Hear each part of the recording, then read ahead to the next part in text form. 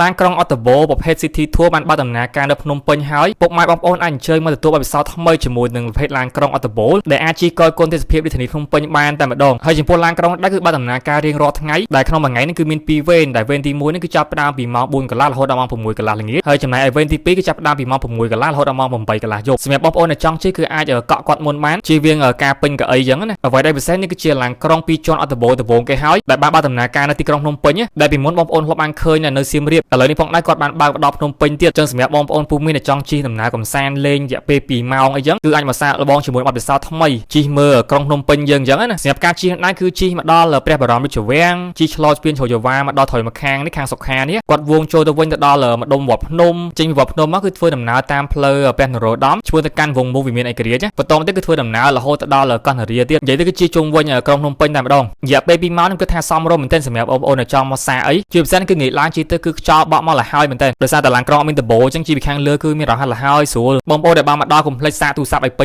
ញអញ្ចឹងសម្រាប់ការថតរូបលេងទៅដូចជាវីដេអូអីផ្សេងៗហ្នឹងឯងចំពោះឡានក្រុង Big Bus អង្គរនេះបេនរបស់ឡានក្រុងគឺចតនៅសួនវត្តបទុមនិយាយទៅបើសិនជាបងប្អូនជិះពេលរសៀលគឺអាចមើលទេសភាពស្អាតដោយសារតែទេសភាពពេលល្ងាចឡើងថ្ងៃរៀបលិចនេះគឺស្អាតមែនទែនចឹងសម្រាប់បងប្អូនដែលបានឃើញវីដេអូនេះហើយចង់មកសាកជាមួយនឹងបទពិសោធន៍ថ្មីជិះឡានក្រុងអត្តបូមើលទីក្រុងភ្នំពេញគឺអាច call booking គាត់បានសម្រាប់វីដេអូថ្ងៃនេះគឺមានតែប៉ុណ្្នេះទេអរគុណសម្រាប់ការស្ដាប់វីដេអូមួយនេះជួបគ្នានៅវីដេអូក្រោយៗទៀតបាយបាយ